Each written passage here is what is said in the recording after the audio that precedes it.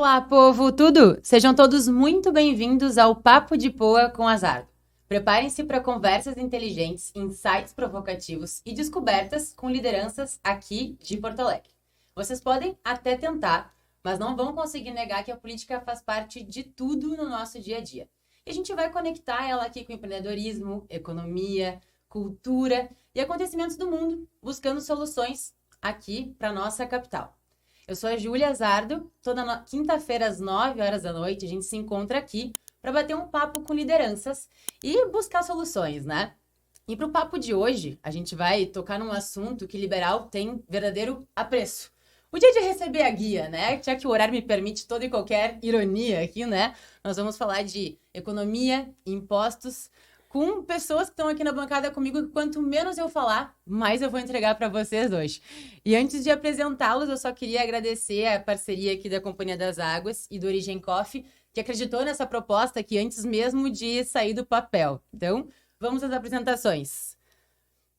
Rafael Pandolfo, sócio fundador do escritório Rafael Pandolfo, Advogados Associados, mestre e doutor em Direito Tributário pela PUC São Paulo.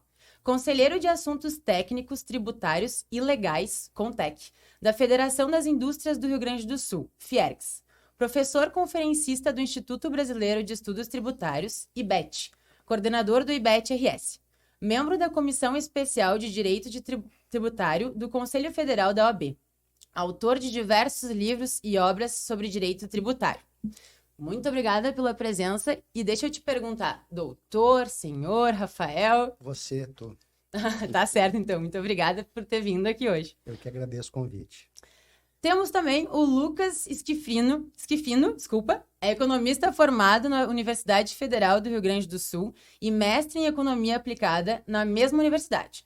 Participou como autor de livros O Rio Grande Tem Saída e Agora Gauchada, sobre a economia do Rio Grande do Sul e foi professor de pós-graduação da Uniriter. Atua no sistema FEComércio RS, SESC, SENAC, desde 2011, ocupando atualmente o cargo de gerente da assessoria de relações governamentais. Obrigada pela tua participação. Eu que agradeço o convite. Eu pedi antes pro Matheus como é que falava o sobrenome para não errar aqui. Passei um áudio para ela.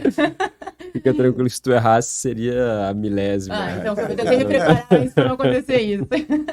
E por último, mas não menos importante, Matheus Venturini, advogado, sócio do escritório Rafael Pandolfo, Advogados Associados, com atuação na área de consultoria tributária de empresas, especialista em Direito Tributário pelo IBET e professor seminarista do curso de especialização em Direito Tributário do IBET-RS. Obrigada por ter topado e principalmente por ter orquestrado aqui a mesa pra gente.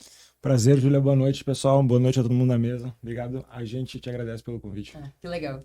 Bom, pra gente começar aqui, eu lançar para quem realmente tem que estar falando hoje, não eu queria começar entendendo um pouquinho de vocês, o sentimento com relação a essa nossa política tributária brasileira, né? Visto que, com tudo que a gente passou aqui no estado nesses últimos 2 meses, o que mais se solicitou pela população foi, né, uma flexibilização de tributos. Se nós tivéssemos um estado que entrega realmente para a gente o que é esperado, imagino que a população não estivesse pedindo, quase clamando por isso. E dentro disso tudo, aquilo que a gente vive hoje, né, no nosso dia a dia de tributos, visto que vocês estão participando do Plano Resgate RS. Então, vou liberar aí para vocês hoje tocar a ficha aí nos comentários, começando por você, Rafael, então. Pô, que legal. Bom, Juliano, de novo, primeiro, obrigado pelo convite. Para mim é muito legal estar aqui do lado do Lucas e do Venturini, né? Pessoas brilhantes. Eu acho que é muito legal a gente entender tributos sob diversas perspectivas, tá? E antes de falar sobre o recupero, sobre tudo que a gente está passando, é legal a gente entender o seguinte, a dimensão do tempo, né? Por quê? Você imagina que uma pessoa quer criar um empreendimento no qual ela quer acumular como prêmio desse empreendimento, vamos imaginar, R$100 mil por ano, né? Ao prazo de 3 anos, ela quer juntar R$300 mil, né? Se 25% desses R$100 mil ficar com sócio, ela vai ficar só com R$75 mil por ano. E ela vai ter que trabalhar mais tempo para chegar ao mesmo resultado. Então, uma noção que eu gosto de dizer sempre é que nós temos uma energia vital, que faz com que eu esteja aqui, que faz com que eu esteja com a minha família, ou largue tudo isso e vai desenvolver e vai empreender sujeito aos riscos que nós temos. E parte dessa energia vital é absorvida em recursos que vão para o Estado. E essa, assim, isso é uma noção muito importante para que as pessoas verifiquem que o tributo não é só o dinheiro que vai para o Estado. É quanto tempo da nossa vida e do nosso esforço que nós não estamos estendendo para outras atividades, mas que nós estamos desenvolvendo a nossa atividade econômica, quanto desse tempo vital, dessa energia vital vai para o Estado. Ou seja, todos nós, se nós formos somar, se nós vivermos 100 anos com uma alíquota de 33%, 33 anos da nossa vida foram dedicados em esforços para o Estado. E até quando a gente fala sobre tributo e a definição dele, obrigação legal ou não, muitas vezes se diz assim, bom, mas se eu não tenho dinheiro, eu poderia pagar o tributo com o meu trabalho? Por quê? Antigamente, quando não havia direitos e garantias, poderia-se imaginar também um tributo como trabalho forçado. Uhum. Por quê? Porque, na realidade, essa é a noção. A minha capacidade de gerar ativos, de empilhar pedras ou de ser empreendedor tem um reflexo econômico. E o ponto todo é isso, que as pessoas têm que entender é que uma coisa que afeta todas elas é o tributo. E tributo é quanto tempo da vida delas está sendo retirado da vida delas para uma atividade para o Estado, que tem o Estado como, digamos assim, sócio da receita bruta, não do resultado. Você pode ter uma atividade que gere um faturamento significativo, mas você não necessariamente vai ter resultado. E o Estado ele vai ficar com uma parte disso. Então, a gente tem que ter realmente noção disso e a importância do ambiente econômico. Eu vou encerrar aqui porque eu quero ouvir muito os meus colegas aqui de bancada que tem muito para acrescentar. Antes de passar para vocês falarem, eu vou só dizer que assim, já era ruim pensar no que eu pensava com relação a tributos. Agora, pensando que eu tô perdendo anos de vida, eu acho que esse final de semana eu vou ter que levar isso para psicóloga a semana que vem. Por favor.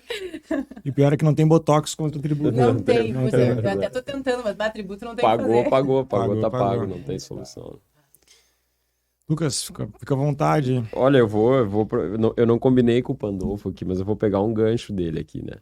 Primeiro, agradecer mais uma vez aqui a Júlia e a presença aqui do Matheus e do Pandolfo. Já aprendi muito com essa dupla aqui. Imagina. Vou seguir aprendendo hoje, né? Acho que o gancho que eu queria pegar é o seguinte, né, Pandolfo? Tu vê, de toda essa energia, esses 33% aí da nossa vida, né? Boa parte disso está distribuído no Brasil, diferentemente da grande maioria dos países, ou pelo menos da grande maioria do mundo desenvolvido, né, dos países desenvolvidos. Isso está distribuído muito sobre as empresas, né? A carga tributária, uma das grandes características da nossa carga tributária, né, da forma como o Brasil tributa, é essa forma indireta, né? A gente tributa muito o consumo, muito as empresas, no fim das contas, quem recolhe isso são as empresas, né? Então, boa parte, né, quase metade da nossa carga tributária é a carga tributária sobre consumo. Então, pega um evento agora como esse das enchentes, né? O alívio que o governo poderia dar, né? A gente está discutindo política pública aí nas enchentes muito, né? Na FEComércio a gente vem, né, demandando muito dos governos claro que, né, tem a ver com recursos, né, empresas que ficaram sem faturamento ou que tiveram custos muito aumentados ou que tiveram grande perda patrimonial, né? Bom, se a gente está solicitando no mínimo crédito por parte do governo, a primeira coisa que que ele podia fazer ao invés de nos dar dinheiro é parar de cobrar, né? Parar de cobrar. Então, se toda essa carga, boa parte está distribuída para as empresas, né, faz muito sentido que a medida nesse momento seja parar de cobrar as empresas. Deixar o dinheiro no caixa. Exatamente, deixar o dinheiro no caixa, né? E isso é muito importante para a população entender também, né? Porque às vezes as pessoas acham que não pagam imposto né? Porque estão isentas do imposto de renda, que elas não pagam imposto. Isso é uma grandíssima mentira, né? Na verdade, essa pessoa, em geral, e ainda pessoas de baixa renda que estão isentas do imposto de renda, São mais oneradas. pagam muito imposto. Pagam muito imposto, só que elas não estão vendo isso. Então, além, né, dos grandes problemas da carga indireta, incidentes sobre o consumo, que a gente pode destrinchar aqui depois, um deles é essa forma escondida que fica de tributação, que faz com que o cidadão se desconecte um pouco. A gente aqui, nós somos privilegiados aqui nessa mesa, né? Todo mundo aqui estuda tributação, a gente trabalha com isso, etc. Mas o cidadão comum que vive a sua vida, ele acaba ficando desconectado de como o Estado, dessa noção de como o Estado tá sugando a energia dele o tempo inteiro. Né? E aí, portanto, se ele fica desconectado disso, ele fica desconectado de como cobrar o gestor público, o que o gestor público está fazendo com essa energia dele que ele toma no dia a dia, né? Então, acho que é sempre lembrar as pessoas disso, né? Ponto-chave, assim, né? Sempre lembrar, olha, a gente paga muito imposto nessas coisas que a gente consome e boa parte dessa energia que o governo suga está aqui. Já diria Milton Friedman, né? Não existe almoço grátis. Não existe almoço grátis, com certeza.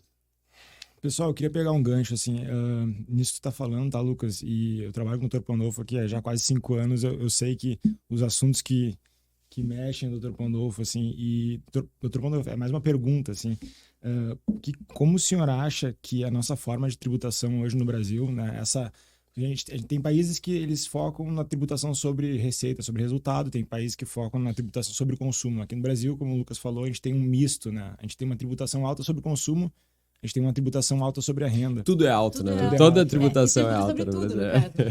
Respirou, tributo. Doutor Pandolfo, como o senhor acha, assim, que isso influencia na nossa sociedade, assim, na forma como a gente vive hoje, como a gente se relaciona com o poder público, como a gente se relaciona com o vizinho? Como a senhora vê essa intersecção direito tributário, tributação, sociedade? Esse é um ponto interessante, Venturini, que você está colocando, porque, em termos absolutos, o Brasil arrecada pouco. Se paga pouco tributo aqui no Brasil, se nós analisarmos a população brasileira, né? As necessidades geradas com os gastos públicos que são compatíveis com a população que você tem, né, demandariam uma arrecadação maior. Então, se eu for fazer uma análise em termos absolutos, nós pagamos pouco tributo. Agora, se eu for fazer uma análise em termos relacionais com a riqueza gerada pelo nosso país, nós pagamos muito tributo. E isso gera uma tensão constante entre o contribuinte e o fisco, porque puxar a linha um pouco mais para cá ou um pouco mais para lá, talvez faça a diferença de um déficit primário num superávit. E por isso também que existe o contencioso. Isso é muito bacana que o pessoal fala, bom, agora essa reforma tributária vai terminar com o contencioso. A gente vive sob palha de mágicas, né? E isso não vai acontecer absolutamente, né? Mas o fato é que o contencioso existe porque existe disputa. Se você tiver uma mesa com 4 filhos e 3 bifes, vai ter disputa. Uhum. É assim. E hoje esse é o quadro. Nós temos poucos bifes na mesa, né? E o que o governo, o que o Estado tinha que se preocupar? É não em arrecadar mais, mas gerar um ambiente negocial. E o ponto que me parece, agora entrando já no propósito que a Júlia trouxe, do resgate, né? Nós temos uma situação aqui no estado do Rio Grande do Sul que nós perdemos ativos.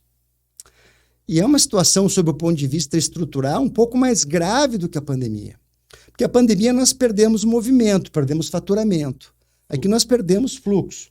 Aqui nós perdemos ativos e perdemos estoques. Uhum. O que acontece, né? Você tem que recuperar isso. Então, se o Estado ele tem inteligência como investidor, o que ele pensa? Se eu perdi aquele ativo e eu não recuperar esse ativo, lá na frente eu vou arrecadar menos. É diferente do que repassar recurso para despesa corrente. Se você passa discurso para recurso, se você tem um discurso e passa recurso... Também passa muito discurso. Muito mais que recurso. Para despesa corrente, você não vai estar gerando ativo. Então, você tem discussões, né? Esses dias um aluno perguntou para mim qual é a diferença entre lógica jurídica e direito, né? Aí eu respondi para ele assim, olha, 8 idiotas mais 7 idiotas são 15 idiotas. Eu vou discutir o conceito de idiota, mas que 8 idiotas mais 7 idiotas são 15, se você disser que é 16, é um problema de lógica. E o que eu vejo é que, independentemente de esquerda ou de direita, você tem uma questão de desinteligência. Qual é? Quem é sócio tem que ter um ativo que produza riqueza. O Estado perdeu a capacidade econômica dele.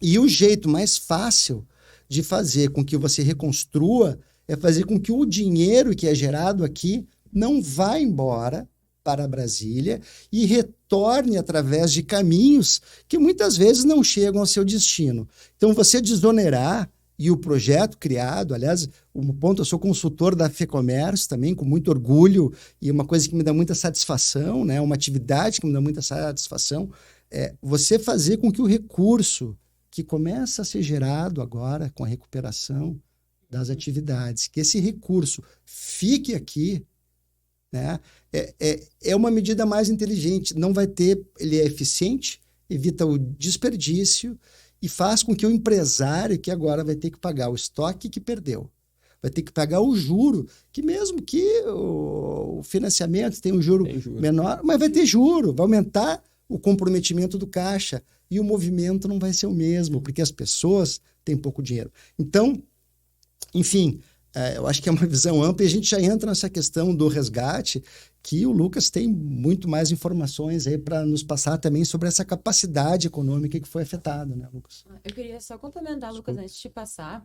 Eu acabei puxando esse gancho, eu fiz um questionamento ao ministro. Aqui no município a gente teve a isenção do IPTU.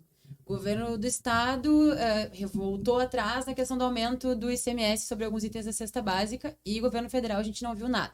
E a resposta que eu tive foi, a gente não pode retirar um recurso sem dizer de onde vai vir aquela receita, né? No caso, não é recurso-receita. O impacto daquela medida fiscal. Exato. Qual seria, então, a forma para que isso que Pandolfo trouxe agora para a gente possa vir a acontecer e a gente não libere mais esse recurso daqui, visto que nós somos um dos estados que mais arrecada para a União e que menos tem retorno, né? Eu estava vendo um mapa esses dias ali, a cada R$100 enviados para Brasília, a gente recebe 30, enquanto o Piauí, por exemplo, recebe 203. Então, de que forma a gente consegue agora passar para o governo federal essa visão e fazer o recurso ficar? Esse problema que a gente está vivendo, esse desafio, né, que eu vou dizer que a gente está vivendo na aprovação desse projeto Resgate RS, tem a ver com, acho que com duas coisas, né? Uma é a questão federativa, logicamente sempre envolve a questão federativa, né? É o Rio Grande do Sul versus outros estados, e versus num sentido não de combate, mas uma disputa por recursos, né? Independentemente da tragédia que a gente sofreu, os outros estados olham para esses recursos como o Rio Grande do Sul tendo um privilégio. E a outra questão é a questão de visão do próprio governo, né? Eu acho curioso que essa fala que tu relatas do ministro não valeu, por exemplo, quando o governo propôs lá, quando ele entrou, a PEC da transição, que, né, aumentou o gasto público em 250 bilhões de reais, né, sem ter fonte nenhuma de recursos. Então, logicamente, a política pública tem, na sua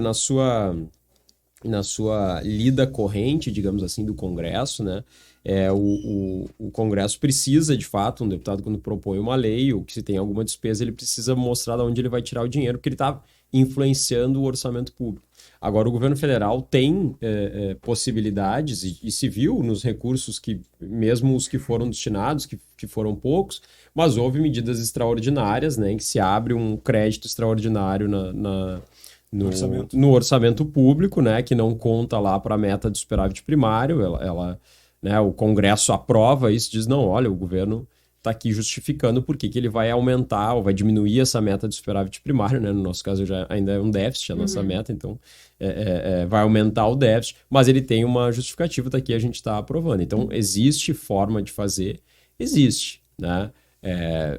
Aí falta talvez um pouco da vontade e como eu falei, a visão do governo, né? Esse governo não é um governo que tenha uma visão de ajudar empresas, né? Esse auxílio trabalhista que veio agora, ele veio depois de muita pressão, desenhado de uma forma propositalmente, eu diria, diferente daquela medida da pandemia, né? Para já ser uma forma que seja diferente, né? Mas que também não ajude tanto as empresas, né? E acho que ele acabou saindo, né, por alguma visão pragmática dentro de alguma equipe técnica de dentro do governo, de começar a ver, olha, o impacto realmente está acontecendo, né? E depois podemos falar um pouquinho de dados. E a gente o governo vai acabar gastando em seguro-desemprego, porque Sim. as empresas não vão ter como manter, né? E ontem saiu o CAGED de maio, né? O saldo negativo, Rio Grande do Sul, 22 mil empregos, né? Em relação... Nós somos o único estado do Brasil que teve saldo negativo agora em maio. E eu ainda até achei surpreendente, porque a gente esperava que talvez fosse demorar um pouco mais, né? Para a gente ver reflexo diretamente no mercado de trabalho, né? E é curioso ver que esse reflexo ele não acontece só via demissões, né? O mercado de trabalho ele tem uma característica, no Brasil, assim, ele tem muita rotatividade, né? Então, no fundo, quando a gente fala um saldo negativo, é porque todo mês empresas contratam e demitem muita gente. Então, muitas vezes uma empresa reduz força de trabalho, né? Simplesmente parando de contratar, né? Ela lida com essa rotatividade, as demissões naturais que acontecem, sejam os desligamentos, na verdade, né? Seja por pedido do próprio colaborador, seja por vontade da empresa. E ela para de contratar, então ela reduz a força de trabalho. O que a gente está vendo é isso. E isso tem um sinal mais grave até, né? Porque boa parte disso pode ter a ver com expectativas. Pode ter a ver não apenas com empresas que sofreram perdas materiais diretas, mas com empresas que pisaram no freio, né? Opa, não sei o que vai acontecer com esse estado. Teve enchente em setembro, teve enchente em abril, maio. Pô, será que em setembro não vai ter outra? Né? E isso é muito ruim para a atividade econômica, né? Um indicador bom que tem agora da Receita Estadual, porque ela consegue medir muito rápido, é a arrecadação do CMS. A gente está com a arrecadação do CMS caindo 25%. Né? Só de empresas, a média diária de empresas que emite nota fiscal. E esse dado é interessante que ele não é assim, porque a arrecadação, a gente está hoje com uma postergação de pagamento, a gente poderia dizer, não, mas isso é por conta da postergação de pagamento. Não, é emissão de nota fiscal, né? Sim. Eles controlam essa queda porque as notas fiscais pararam de ser emitidas. Sim. E a gente vê o número de empresas que emite nota fiscal, isso é um dado que eu acho interessante, porque conta o número de empresas, né, e não o volume de recursos. O número de empresas que emite nota fiscal comparado média semanal, né? Agora, isso medido semana passada, 2 meses depois do início das enchentes. Nas áreas alagadas, está 38% abaixo do nível anterior às enchentes. 38% menos empresas emitindo nota fiscal. Sim, empresa parada. Falando por nós mesmos ali, nossa empresa ficou debaixo d'água literalmente 20 e poucos dias. A gente, quando baixou um pouco, a gente conseguiu entrar para tirar material, para levar para um outro local para poder produzir, mas ainda assim eu tive o gap de terminar a produção. Então, 30 dias no mínimo, a gente não emitiu nenhuma nota, porque eu não tinha material para entregar. Então, de fato, isso vai ser ainda maior, né? Sim. Nossa. Não, o impacto é bastante grande. Esse número do CAGED de maio, confesso para vocês que deu nem nós ali que estamos em cima das estimativas e fazendo essas demandas para o governo esperávamos conseguimos projetar um resultado tão forte aí em maio. Eu queria trazer aqui o assunto do resgate, assim, mais da origem dele, tá? É uma pergunta que eu tinha que você. É bem legal isso, tá? O que aconteceu? No dia, aquela sexta-feira, né, fatídica, que aconteceu e começou a subir o nível do rio, e sábado a gente teve a água entrando no centro de Porto Alegre, daí, naquele momento já tinha ocorrido aquela situação no interior, lajeado, né, embaixo, sido levado pela água. Como é que funcionou o resgate, tá? Então foi uma iniciativa do Dr. Pandolfo ali que inicialmente chamou Ficomércio, chamou Fiergues, daí que, Júlia, assim, é histórico, tá? Porque eu acho que nunca antes na história, Lucas, me corrija se eu estiver errado, Fiergues, Ficomércio, OAB, Farsul, Federasul, Tá. a gente se juntou em reuniões virtuais, né? Junta a equipe técnica daqui, a equipe técnica dali, e a gente falou assim, o que a gente vai fazer, sabe? E a primeira ideia é, bom, a gente, né, o Dr. Pandolfo, ele tem um exemplo, a gente é advogado tributarista, o Lucas é economista, a gente até poderia entrar num bot para ajudar as pessoas, a tirar as pessoas de dentro da Zona Norte, mas o que a gente pode fazer melhor aqui nesse momento? Então foi isso, a gente começou a discutir quais que seriam as medidas fiscais que seriam eficientes no âmbito federal, no âmbito estadual, no âmbito municipal, como é que a gente conseguiria, né, montar projetos que se comunicassem. Então, assim, foram quantas horas mesmo, Dr. Pandolfo? Foram quase 600 horas de trabalho técnico que resultou na elaboração de 7 projetos. 7 projetos. Foi entregue, é importante que se diga, foi entregue um texto de medida provisória na mão do presidente da República, do vice-presidente Alckmin, do ministro Pimenta. Por que medida provisória? Porque um dos requisitos constitucionais para a medida provisória é relevância e urgência. Me causa um certo constrangimento, né, observar que, por exemplo, foi publicada há um tempo atrás uma medida provisória limitando compensações feitas pelas empresas, e essa medida não foi aprovada. Além disso, projeto de lei complementar para as empresas do Simples. Nós também fizemos projetos no âmbito estadual e um projeto, modelo para os municípios, né? Porque cada município tem que ter projeto a sua. Coringa, que poderia ser adaptado para qualquer legislação municipal. Qualquer tamanho de município, no caso, também. Então, assim, ele tem horizontalidade, tá? Porque ele é um projeto amplo que contempla todos os segmentos da sociedade e a importância de nós termos as federações todas, né? E as equipes técnicas, o Lucas participou, todos construímos juntos isso.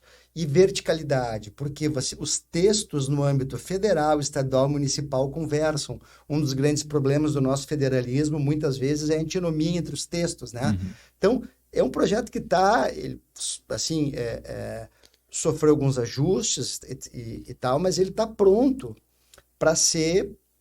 A medida provisória já poderia ter sido publicada, né? Não foi até hoje. E isso é importante, tá? É muito importante que as pessoas saibam que vai acontecer. Porque uma coisa é você não trazer recursos para o Estado. A outra coisa é você tributar a reconstrução do Estado do Rio Grande do Sul. Se essa medida não for aprovada, todos os gaúchos têm que saber que o governo federal vai estar tributando a nossa reconstrução. Sim, isso é uma dúvida bem constante, né? As doações também. Doações são tributadas. Reconstrução é tributada. Então, por exemplo, eu acompanhei ali a família Ling, que foi os primeiros a fazer um grande aporte, né, para a infraestrutura. Como é que vai funcionar isso? Como é que esse valor vai chegar onde ele realmente precisa estar? E como é que vai funcionar as questões todas de tributos em cima destes valores? Então, Júlia, a legislação estadual, ela já tem hipóteses, vamos dizer assim, de isenção de não cobrança de tributos, tá? Em doações realizadas para entidades sem fins lucrativos, doações realizadas para o Estado, tá? Mas uma coisa é fato, tá? Aquela pessoa que mora lá em São Paulo e resolveu doar pro Grêmio Náutico União, pro Juvenil, clubes que estavam envolvidos, né, com a questão de abrigos, etc., essa pessoa ela tem um problema, porque ela fez uma doação acima do limite hoje, vigente, de isenção, ela doou para um clube, que é uma instituição sem fins lucrativos, mas não é uma entidade filantrópica, tá? Então, teria que ser recolhido em TCD. Se o Estado ele vai publicar uma isenção, um dos nossos projetos ele trata sobre a isenção nesses casos, tá? Então, assim, sim, tá? Essas doações, claro, a doação de uma cesta básica, ela não vai ser tributada, tá? Mas uma doação acima de, se não me engano, R$3.000 é o valor limite para que essa doação de dinheiro ela esteja na faixa de isenção hoje, entende? Então, por exemplo, se hoje tu quiser fazer uma doação de R$15.000 para alguém da tua empresa que teve a casa destruída, a Receita Federal ela pode vir e dizer que não, isso aqui na verdade é uma remuneração disfarçada e te tributar os tributos sobre, né, a renda. A Receita Estadual ela pode chegar e dizer, não, na verdade isso aqui é uma doação, tu está fazendo uma doação de dinheiro, tu tem que me pagar o ITCD. Então, são esses pontos, tá? Como o Dr. Pandolfo falou, vai estar sendo tributada a reconstrução do Brasil e é um fato, tá? Nossa, isso é crítico, né? A gente parar pra pensar. Porque isso diminui, assim como falastes em tempo de vida, a gente diminui em possibilidade de uma reconstrução mais ágil. Você imagina, assim, situações como, por exemplo, nós fomos consultados, tá, por uma rede de lojas que disse, olha, eu quero ajudar os meus colaboradores a construir as suas casas, eu quero doar um recurso para que eles possam reconstruir os seus lares.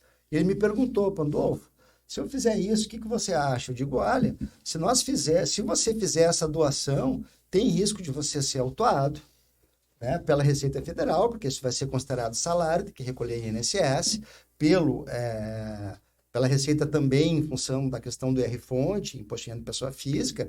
Então, não há um regime jurídico que confira segurança, inclusive para essas situações. E a medida contempla isso, contempla tudo, coloca limites. Por solicitação, até nós fizemos um encontro, todas as federações, com o ministro e com a OAB, com o ministro Pimenta, entregamos, ele fez uma solicitação que atrelasse a desoneração, a manutenção de empregos, como regra geral nós fizemos, tirando algumas exceções, e o assunto não anda.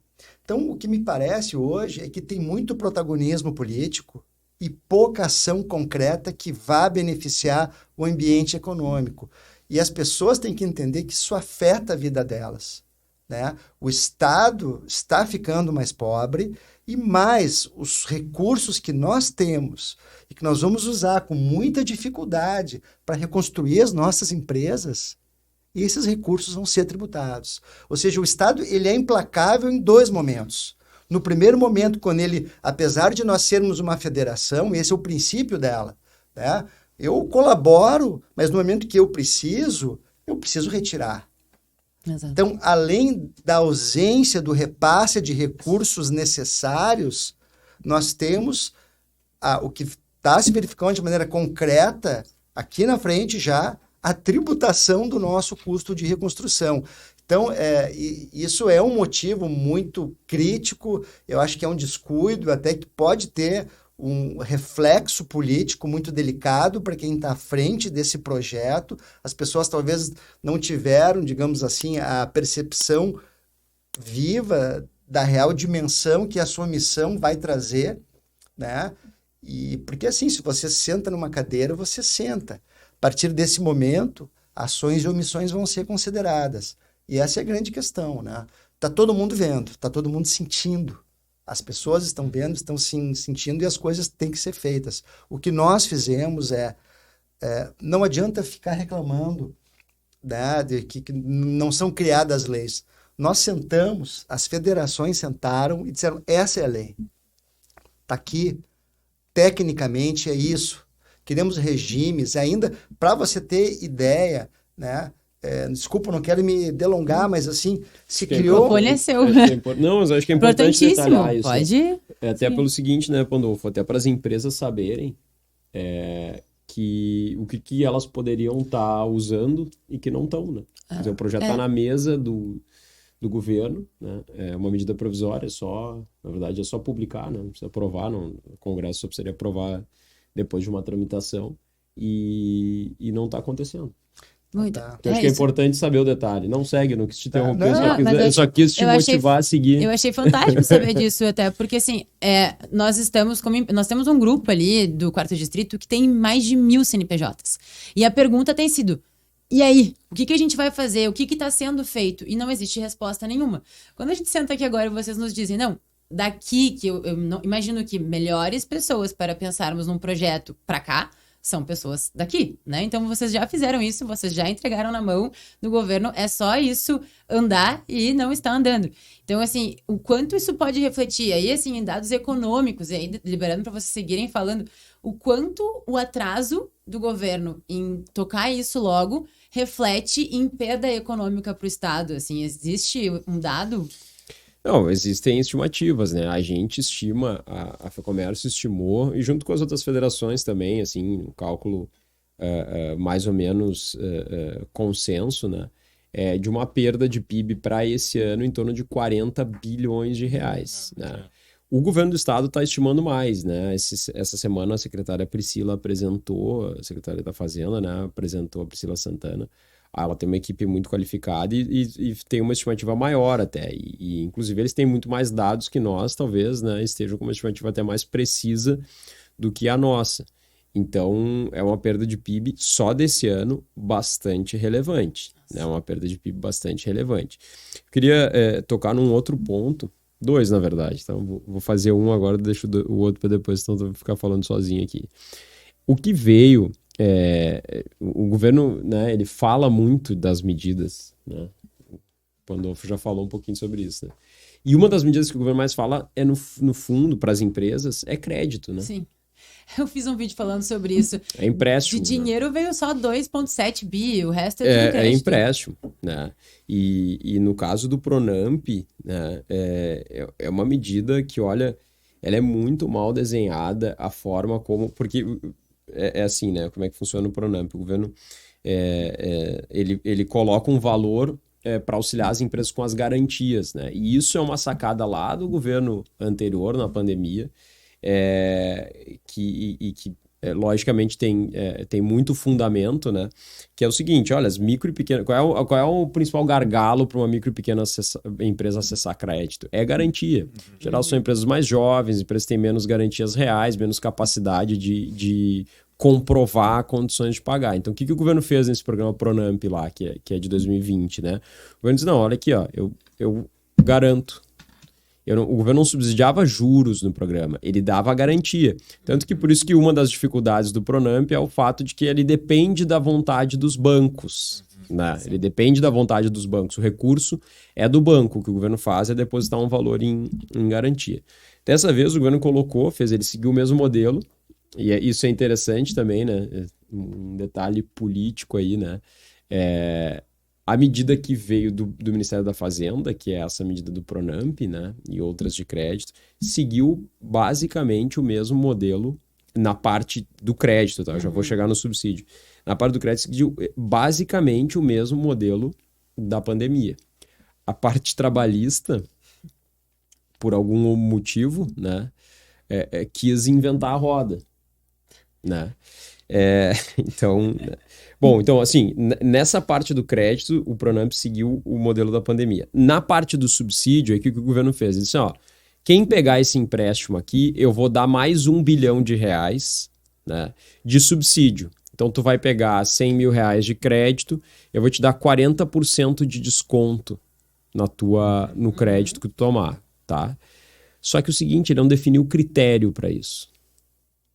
Então, imagina uma empresa que se reconstruiria com crédito, teve um impacto pequeno ali, né? Um impacto indireto, daqui a pouco ficou uma semana sem luz, perdeu um estoque, um freezer, alguma coisa, precisaria de um crédito, um pequeno subsídio na garantia, que daí baixa os juros, né? Porque no fundo essas duas coisas se comunicam, né? O governo ajuda nas garantias, o juro consegue baixar, por isso que tem um teto de juros e mesmo assim o banco empresta. Então ele conseguiria, mas ele não precisaria dos 40% de desconto total no total que ele pegou de crédito. Agora tu imagina uma empresa que foi completamente destruída. Essa precisaria de 80% de desconto ou talvez 100% dinheiro a fundo perdido, né? Não por coincidência, essa empresa é a que certamente é a que tem menos condições de correr no banco e formalizar um contrato de empréstimo nesse momento, né? E essa é a que vai ser a que vai ficar de fora, Pandolfo. Porque essa é que nem eu uso a analogia que até é perversa, mas no fundo é mais ou menos isso, né? Imagina ali no início das enchentes, teve as enchentes, um monte de gente foi para abrigo, né? 80 mil pessoas em abrigos.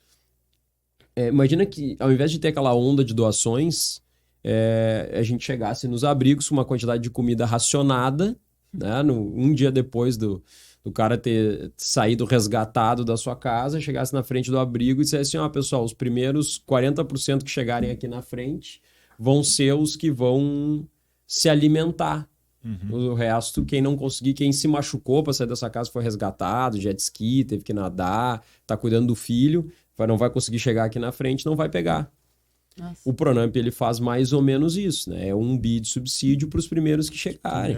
Acabou já o dinheiro, né? Sim, acabou. E acabou. Aí teve o jantar que era para na sexta-feira sair o valor e aí na quinta-feira de noite eles disseram que não iam liberar o valor porque eles queriam rever alguns pontos.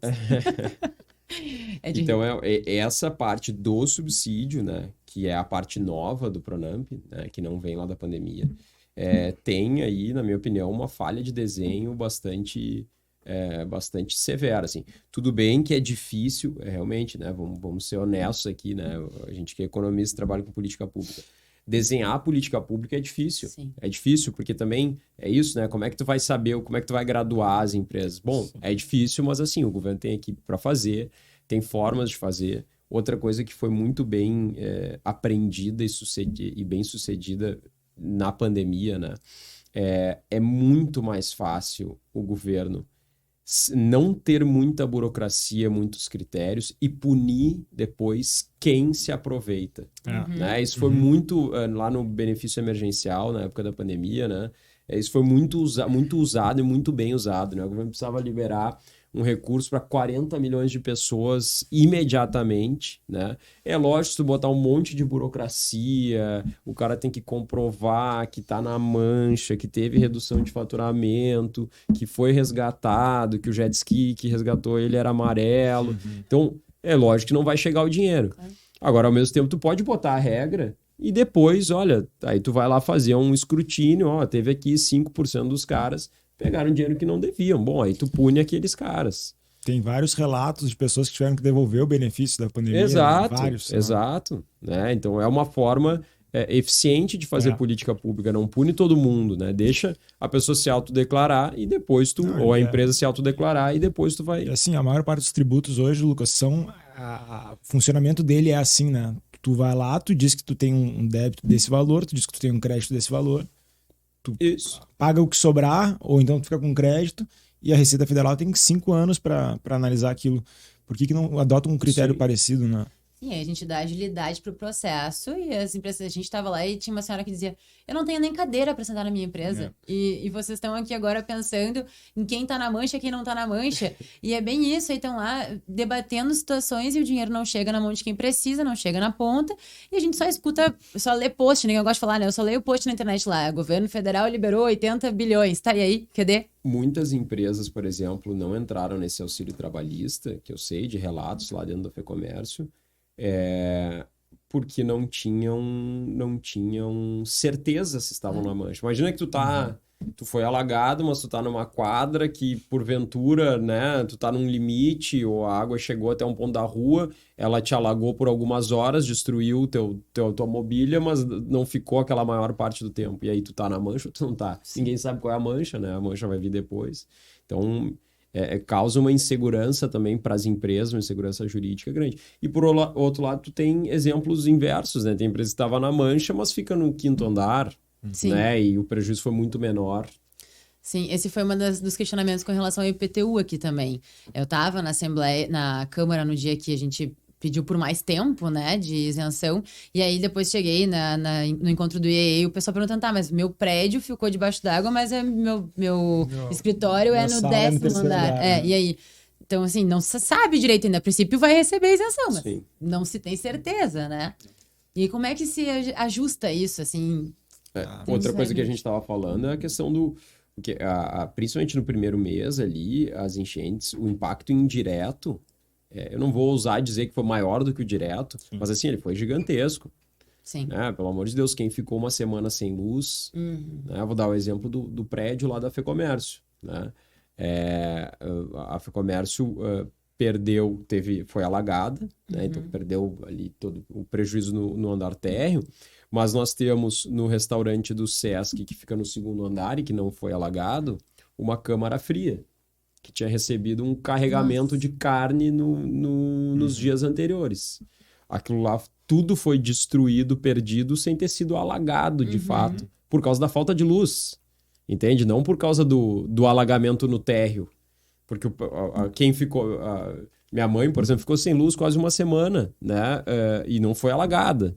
Então, se ela tivesse um estoque de carne, por exemplo, se ela fosse um restaurante e tivesse um estoque de carne, ela não estaria na mancha, né? E teria tido um prejuízo enorme. Então, esses critérios, é difícil a gente ficar definindo um critério só. O que configura ser atingido nesse Exatamente. caso, né? A minha opinião, tá? Impacto indireto, é a empresa que deveria ter auxílio, assim, porque, olha só, hoje a gente tem pelo menos 4 critérios diferentes, Júlia, adotados pela postergação de pagamento de tributos da Receita Federal, o outro critério para aquisição de ativo imobilizado com isenção de ICMS na Receita Estadual, a gente tem outro critério para fins de reconhecimento da isenção ou da restituição do teu IPTU, tá? Assim, a empresa que ela perdeu o faturamento, a empresa que teve aumento de custo porque ela teve que desviar o caminhão, que ela fazia uma rota daqui para São Paulo, ela teve que desviar, né, por cima da serra. Gente, pelo amor de Deus, sabe? Sim. Voltando àquilo que o Dr. Pandolfo falou anteriormente ali, a gente se sujeita a uma federação, Dr. Pandolfo, para que no momento em que a gente precise de ou uma defesa bélica, né? Vamos dizer assim, a Argentina está invadindo um pedaço do Rio Grande do Sul, a federação está aqui para nos auxiliar, né, de forma defensiva. Ou quando a gente tiver um problema sanitário, ou quando a gente tiver um problema, né, de uma catástrofe, e a gente não está vendo esse retorno, assim. Um dos projetos federais a gente desenhou ele como uma medida provisória, correu para que aquele projeto tivesse pronto em uma semana, foi a toque de caixa, mas assim, revisado por 8 pessoas, né, 16 mãos de revisão. A medida provisória, assim, a gente não teve nenhuma notícia, né, Dr. Pandolfo, de que ela foi discutida, que ela foi... Nunca nos chamaram para falar sobre a medida provisória. A gente pegou esse mesmo projeto, adaptou ele para um projeto de lei. A gente conseguiu o deputado Covatti Filho, ele puxasse esse projeto para dentro do gabinete dele, protocolou o projeto. Assim, também não temos notícias de que esse projeto está sendo discutido, de que ele vai andar. A gente espera que sim, né? A gente sabe que as coisas em Brasília têm o seu tempo. Júlia, eu estava antes aqui ouvindo o pessoal falar, eu não sei se isso dá para fazer, tá? Mas na hora que o vídeo for pro ar, a gente consegue projetar em alguns momentos ali o QR Code que eu te passei. Consegue, porque com certeza. Aquele QR Code, Júlia, ele tem um documento, né, Alicia? A Alicia, ela também está envolvida, ela é do nosso escritório, está envolvida, está aqui com a gente hoje de noite. Quantas páginas está a nossa... A gente está na 16ª edição do nosso manual das enchentes, né, de medidas tributárias das enchentes. A gente está na 16ª edição. Com quantas páginas? Mais de 60 páginas, né? Aliás, eu uso, vou testar aqui, muito bom. Que interessante. Então, a nossa equipe, tá, desde o primeiro dia, diariamente, a gente cata todas as alterações normativas que saíram no âmbito federal, estadual, municipal, reúne elas num documento e lança, né, manda para uma cadeia de e-mails, disponibiliza na internet. Então, assim, quem tiver ainda alguma dúvida, né, tem lá esse material que vai ser um bom ponto de partida para se situar, assim, sabe? Pessoal, faz 2 meses, né? Hoje é dia 28 de junho, faz 2 meses que a gente passou por tudo aquilo. Não, e tem outra questão, né? É ótimo o manual, porque assim, tu já tá... Eu falo por mim, a gente ficou ali 1 mês, estamos ainda terminando de limpar a empresa.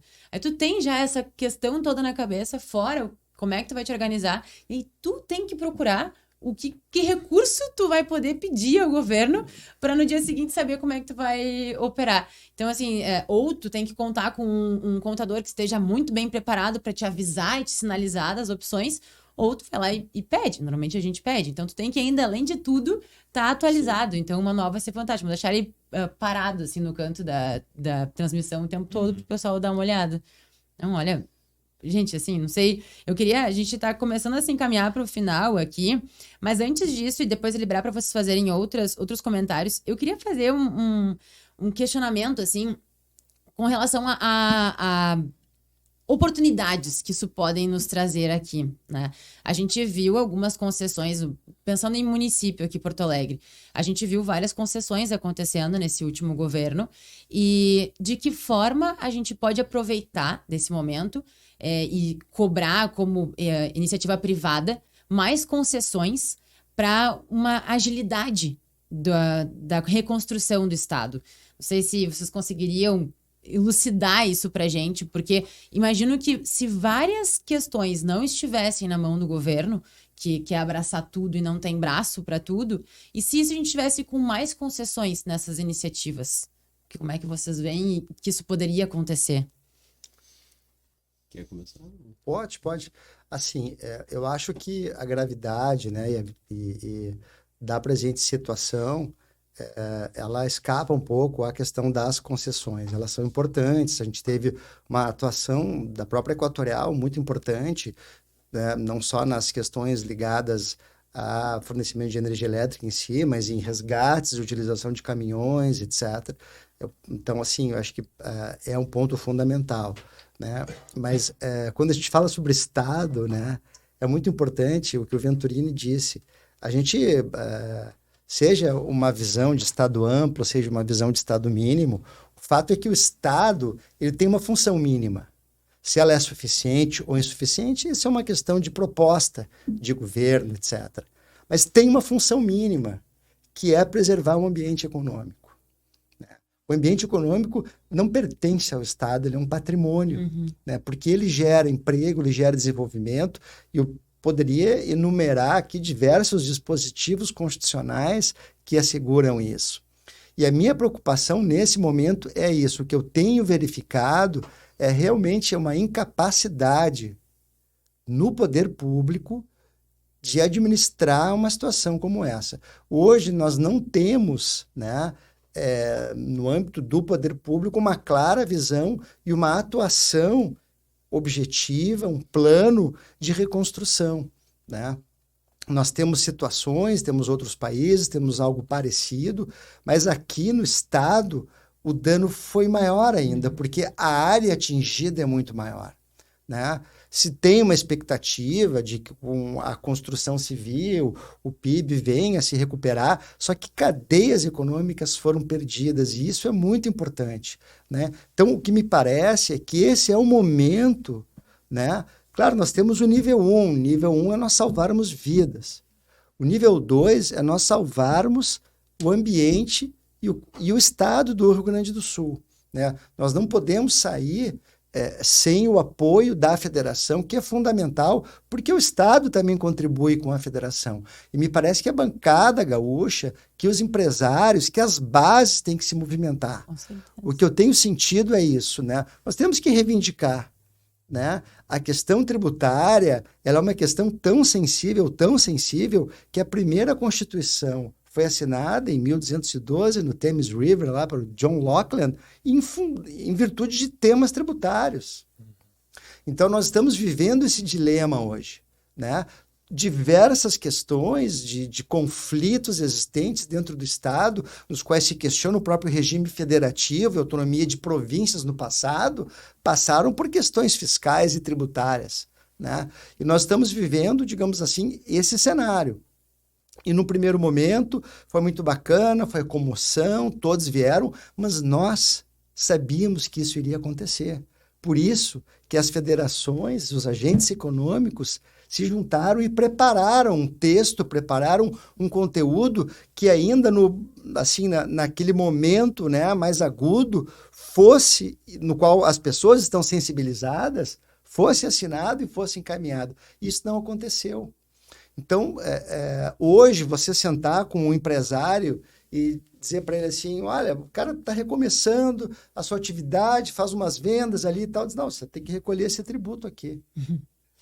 Assim, é muito difícil, a minha posição como tributarista é mostrar o sistema legal, que é a obrigação de recolher tributos, a questão do bem comum, etc. Tem toda a conversa ideológica, mas existe sim um sentimento de injustiça. Com certeza. Né?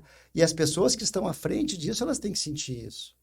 E elas só vão sentir isso se nós nos manifestarmos. Né? A minha ideia sempre é a de colaborar. E não me interessa o governo que está à frente. Eu sou responsável porque eu vivo desse ambiente econômico. O nosso escritório vive desse ambiente econômico.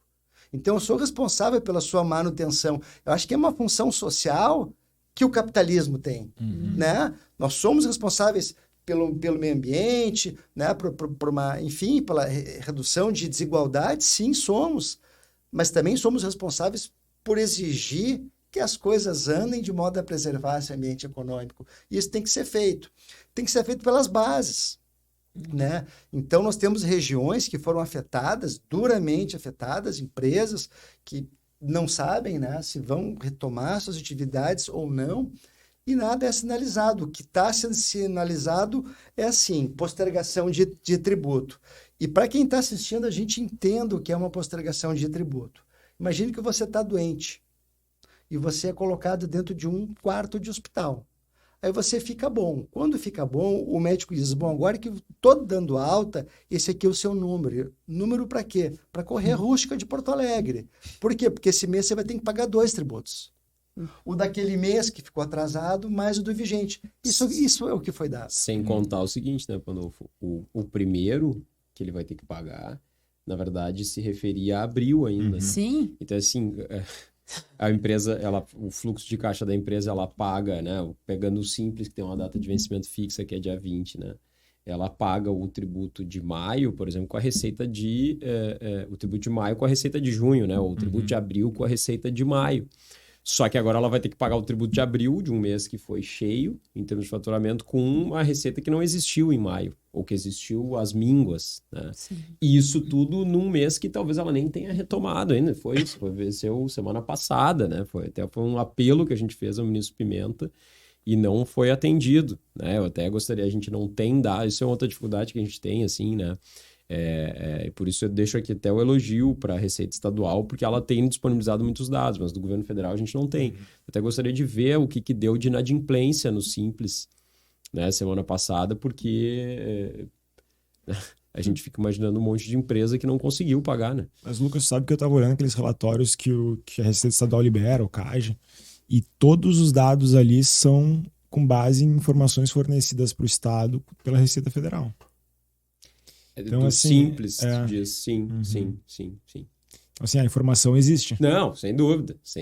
A do o Estado consegue ela. Essa é a diferença.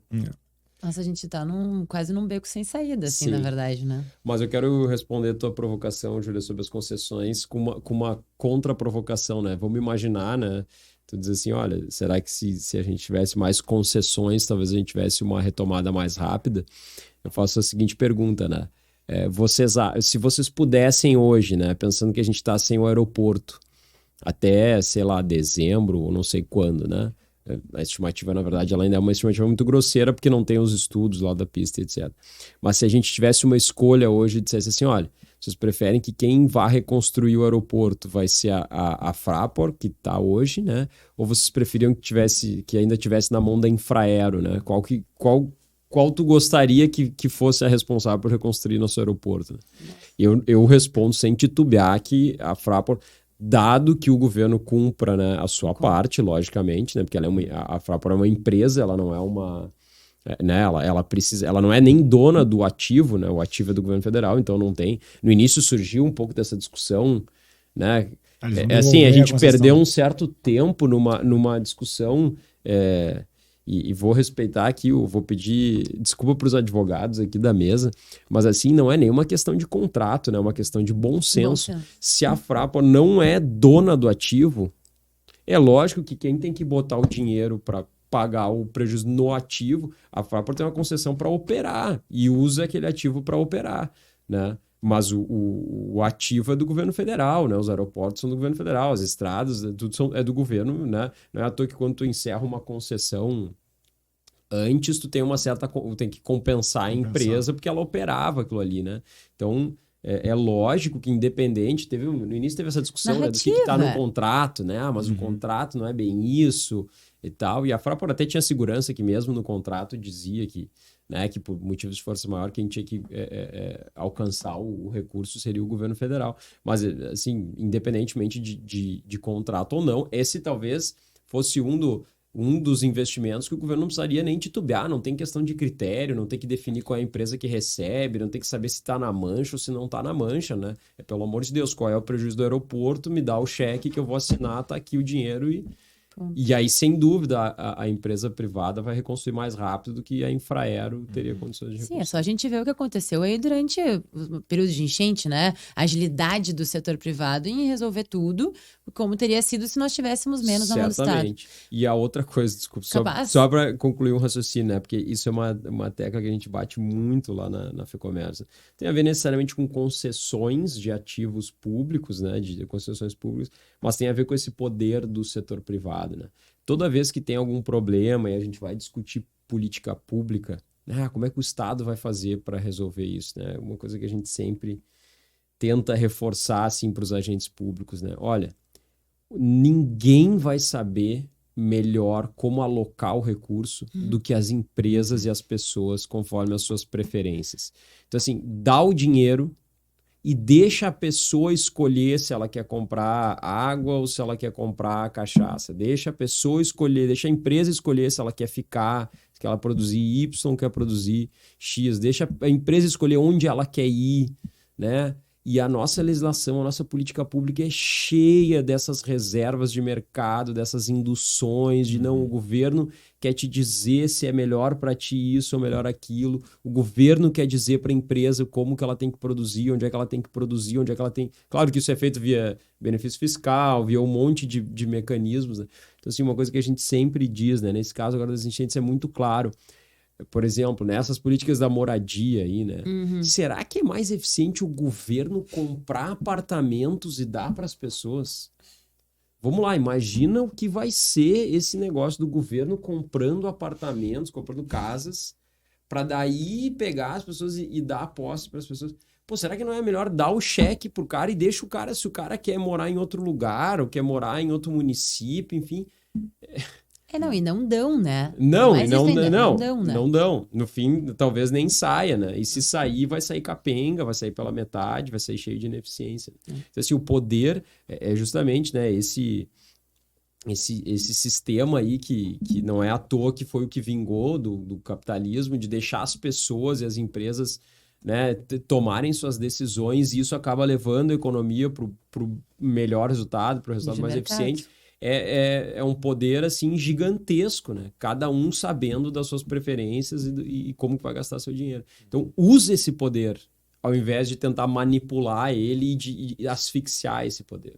Mas é a diferença que nós temos hoje entre a questão socialista e liberalismo, né? O liberalismo vê o quê? O indivíduo como o principal meio, né? Já o socialismo, a sociedade. Mas o que veio primeiro? Ovo ou galinha, né? Então o indivíduo veio primeiro, a sociedade existe por causa do indivíduo. E o socialismo tem essa dificuldade de entender isso, que é o governo que a gente tem operando hoje. Então, o livre mercado seria maravilhoso, mas nesse caso aqui a gente vai ficar aqui sentado olhando assim como a gente está há 2 meses, né?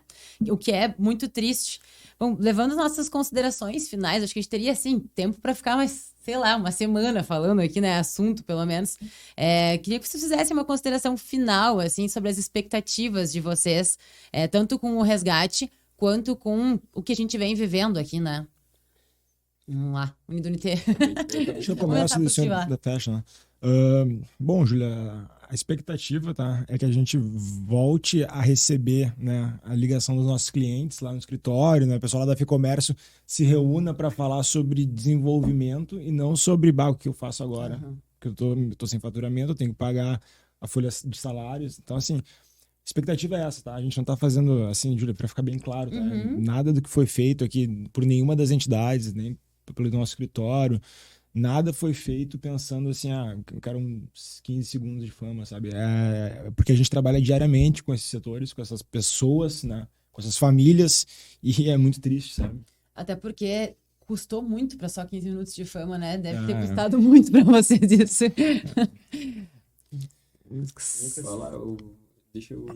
Posso? Então, Vai. Não, eu acho assim, ó, primeiro a expectativa é que o governo federal não pare, né, e eu até posso dizer que eu nutro essa esperança porque a pressão vai seguir, acho que tem que seguir, vai seguir, a gente está vivendo fases, né, primeiro teve essa fase, como disse o Pandolfo, né, mais focada nas famílias, as pessoas que estavam desabrigadas, etc. Conforme vai passando essa fase, a economia vai ter que se reconstruir, porque senão as pessoas não vão ter emprego, né? Esse 20 mil negativo do CAGED, esse mês que vem, né? Se esse mês de junho agora for 20 mil de novo e agosto for 20 mil de novo, né? O Estado vai virar um caos social. Então, a gente vai ter que ter outras fases aí para essa reconstrução. Então, espero que haja mais iniciativas do governo e que o resgate seja uma delas, né? E, por fim, eu acredito que é fundamental para, de novo, usar esse poder do setor privado de reconstrução com as suas próprias pernas, que a gente tenha garantias que isso não vai acontecer de novo. né? Que os investimentos, os estudos, enfim, o que for necessário para garantir para uma empresa que está no 4º distrito que ela pode comprar móveis novos, que ela pode reconstruir, que ela não precisa ter medo, que ela não precisa pensar em ir para outro lugar, ir para Santa Catarina, sair do Rio Grande do Sul, né? Que tem isso ainda, né? A possibilidade de um êxodo do estado gigantesco ainda, né? Exatamente, né? Qual é a empresa que quer ir para um estado que não fica 1 ano sem aeroporto, né? Então, é fundamental que a gente tenha né? Porque é isso que vai permitir que o setor privado use esse poder de reconstrução. Quando as expectativas estão, né, tão negativas, esse poder fica atrofiado, né? Por isso que é tão importante o governo atuar nas expectativas. E hoje, esse problema de enchente no Rio Grande do Sul, infelizmente, o Brasil é cheio já de problemas de expectativas por causa de ações do governo. E a gente ganhou um presente extra aqui no Rio Grande do Sul, que é a expectativa de saber se o governo vai impedir que a água entre na minha casa ou na minha empresa. Então é fundamental que o Estado atue sobre isso. Importantíssimo. Bom, a minha expectativa, tá, é que a calamidade pública não se transforme na calamidade do poder público. Que é o que está acontecendo hoje, tá? É importante que, enfim, a gente, dada a gravidade, né, que os egos e que os protagonismos fiquem num segundo plano e que as pessoas realmente se deem conta que estamos no mesmo ambiente econômico, social, e que isso requer uma luta comum pela sua manutenção. Pior do que a tragédia é o desamparo. A tragédia, ela acontece. O desamparo é um ato omissivo por parte de alguém que frustra uma expectativa juridicamente ou pelo menos uma expectativa assim, válida e tutelável, né? O que a gente verifica hoje, né? Que nós precisamos dar segurança. Isso que o Lucas disse é fundamental. O investidor, ele tem que saber que se ele apostar novamente, se ele insistir, e a gente espera que isso aconteça, ele vai ter não só segurança de que esse evento não vai acontecer, mas que um eventual infortúnio ele vai ser recepcionado pelo Estado, né? Ele vai ser tutelado pelo poder público e toda a iniciativa que ele teve com esse investimento, né, esse risco que ele está correndo vai ser partilhado com o Estado. Hoje eu não sinto isso. E o que mais me deixa preocupado é isso, né, que as pessoas estão se dando conta que é mais ou menos assim, aquela relação que você trabalha com uma pessoa que você sabe que quando dá algum problema não conta com ela. Uhum. Esse é o recado que as pessoas que estão à frente hoje da resolução do problema pode deixar. E essas pessoas, assim como nós vamos ter uma mancha aqui no Estado, né, relativa à tragédia, a área que inundou, a área não, eu acho que talvez essas pessoas também tenham que se dar conta, se não é pelo bem, que talvez isso também signifique uma mancha nas suas carreiras. De num momento tão importante que o Estado precisa tanto, elas talvez não tenham correspondido. Nossa. Tomara que a gente consiga ter esse senso, né, da população que eu não estou vendo isso tanto, assim, isso me preocupa bastante. Só a gente vê aí as últimas pesquisas de Prefeitura de Porto Alegre, desesperador no meu ponto de vista, né? Se as pessoas estivessem tendo essa noção, eu acho que a gente não deveria estar com o número que está hoje ali, né? Então isso é importante a gente continuar fazendo isso. Eu acho que o trabalho que vocês estão fazendo em montar o resgate, continuar comunicando é importantíssimo, porque vai se alastrando, um comenta para o outro, e assim, quem sabe, a gente consiga gerar um senso, né, da comunidade. Quero agradecer muito a vocês por estarem aqui. Antes disso, quero dar um presente para vocês. Obrigado. Nosso parceiro Origem mandou mais do café que a gente tomou aqui. Delícia pra vocês. esse café. Tem Muito obrigado. Uma partezinha. Tem imposto. Tem imposto. Que triste, não. Tomara que o pessoal do Origem não escute essa parte. Aliás, eu até quero fazer uma brincadeira, né? Quando você tiver com alguma pessoa e pedir um chopp, assim, vocês não esqueçam que, além dessas duas pessoas, tá o Estado junto. Então, de cada 3 chopps, um é pro Estado. Vai, tem isso. Tem a brincadeira do chopp livre de, tem um presente pra Júlia de também. imposto, Nós né? temos um presente para Olha! Muito obrigada! é um vinho. Nossa, brigadão! Uma bolsinha personalizada. Gente, que linda essa bolsa. É. Nossa, eu vou tomar que eu consiga crescer bastante aqui no podcast pra poder dar um presente nesse nível que não tem pra vocês. Não. Gente, sério, muito obrigada demais pela participação de vocês. Acho que a gente conseguiu elucidar muito aqui do que era necessário. Acho que é um começo, né? A gente tem muito mais a falar ainda para a população. O trabalho de vocês, parabéns. A forma como vocês se juntaram ali. Isso que tu trouxe lá no começo de todas as instituições trabalhando juntas. Na semana passada a gente escutou isso no IEE. E que é realmente que a dificuldade delas se conectarem, parece que existe quase uma rivalidade, né? Então, terem trabalhado juntos, isso, parabéns pelo trabalho de vocês. E que a gente continue, né, conseguindo comunicar a população e que tomara que as expectativas de vocês se concretizem e a gente consiga sair dessa o quanto antes e o Rio Grande do Sul volte a ser um estado pujante e que não fica mais mandando pessoas embora, né?